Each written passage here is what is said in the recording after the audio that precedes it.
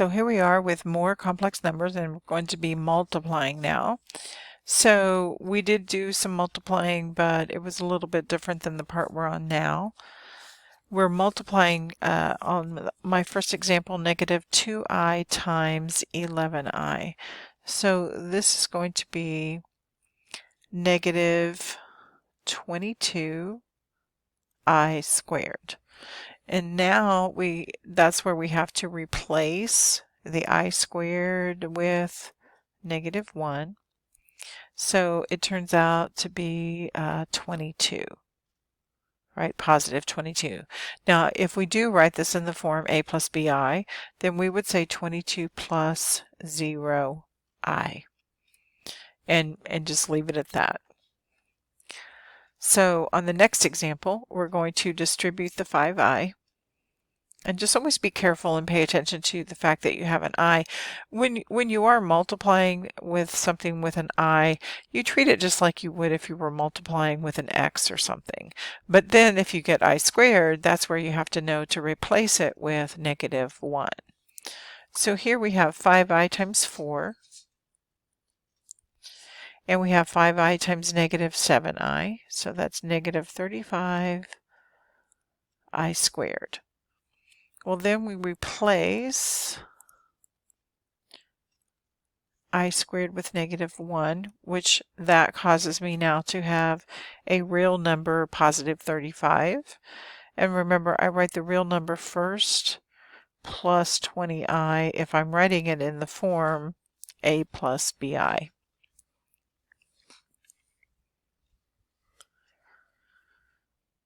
Okay, so on these examples, the first one, we're just taking negative 4i times negative 4i, and I'm going to write that out. So negative 4i times negative 4i.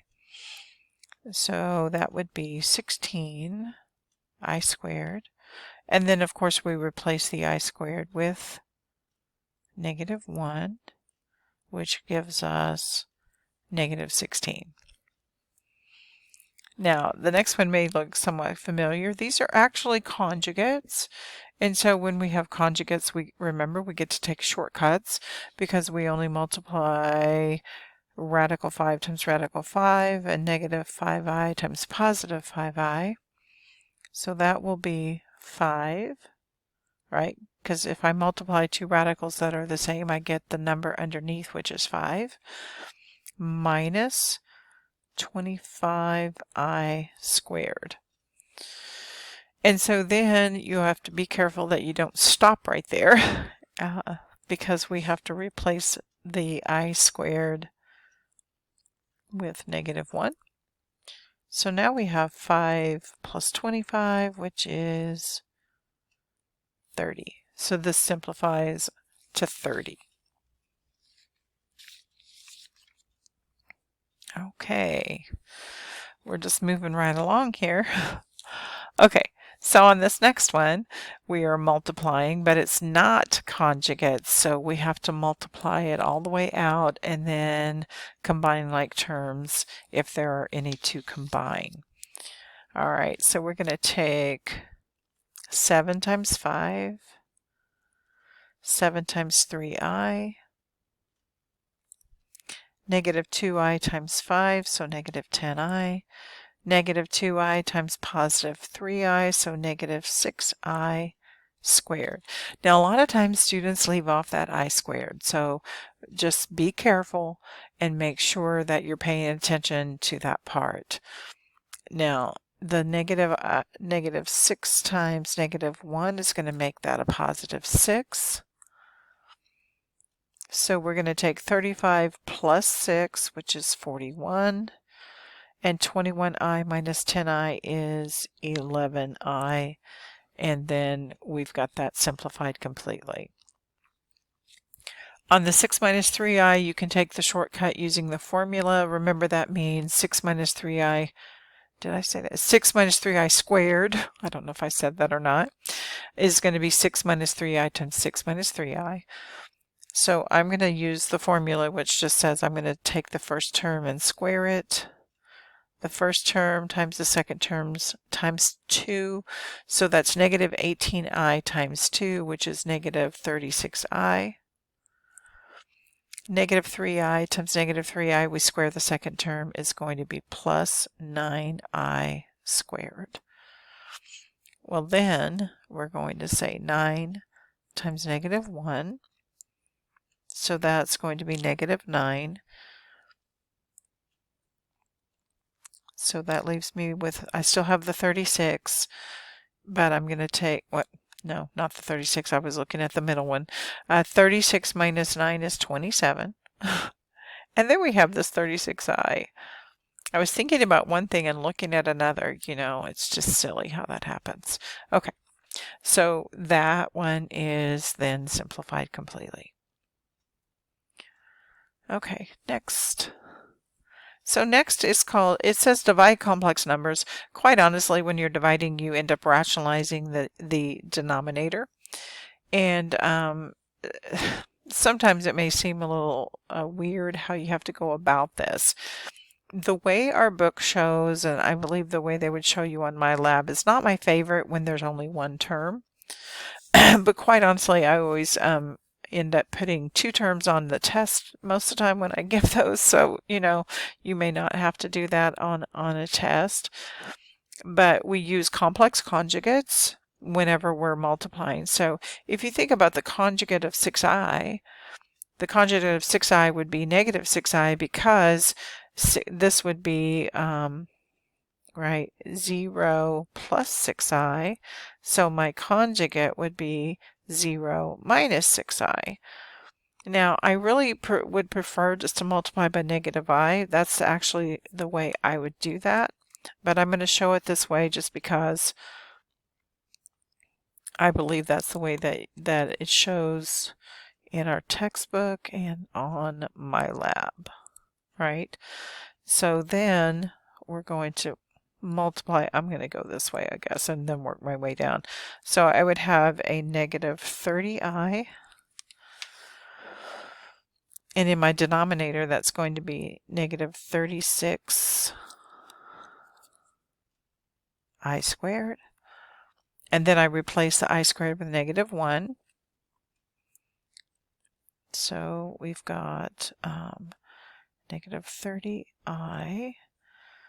And that's going to be a positive 36 when I replace this with negative 1. And then I can simplify.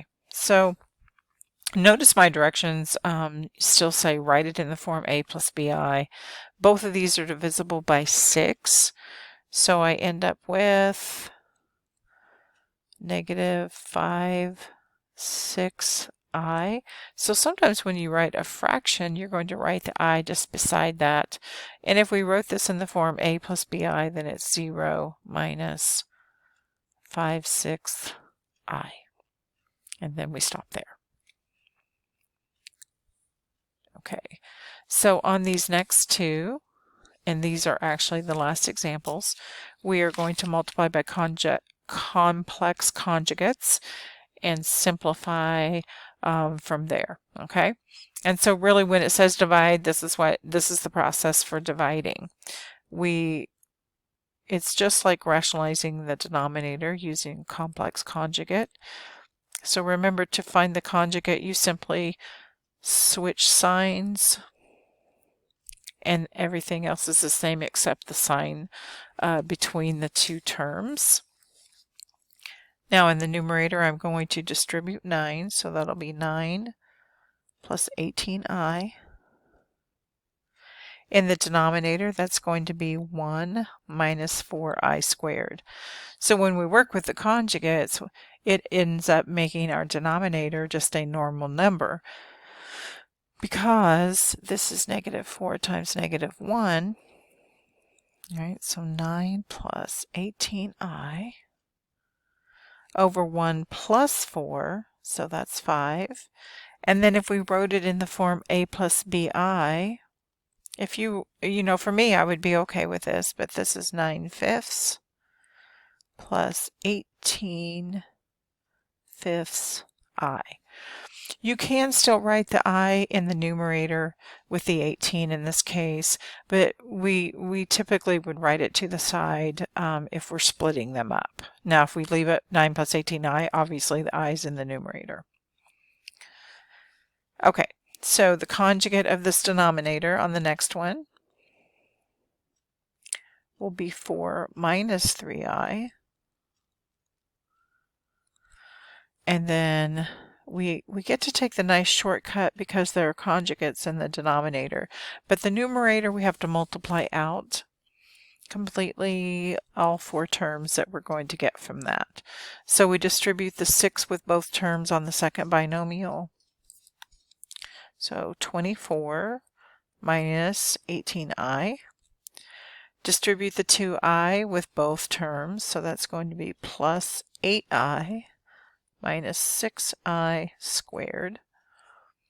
And the denominator, we will have 16 minus 9i squared. And then we can go through some simplifying. This is going to be negative 6 times negative 1. This is going to be negative 9 times negative 1. So in the numerator, we'll have 24 plus 6. And then negative 18i plus 8i is going to be negative 10i. We will have 16 plus 9 in the denominator, which is 25. Now, if we split these up, we could simplify that way, or you could simplify by the fact that all of these are divisible by 5, 30, negative 10i, and 25. But if you write it like this, that's not a very good arrow there. Then we're going to have 30 over 25 minus 10 over 25i, and everything's divisible by 5. So 30 over 25 is going to be 6/5 minus 10 over 25 is going to be minus a negative 2/5, right, because there was a minus, and then the I stays. So 6/5 minus 2/5 is the answer in simplified, right? You always simplify if needed when you're working with fractions. All right, so that is the end of this lesson for complex numbers.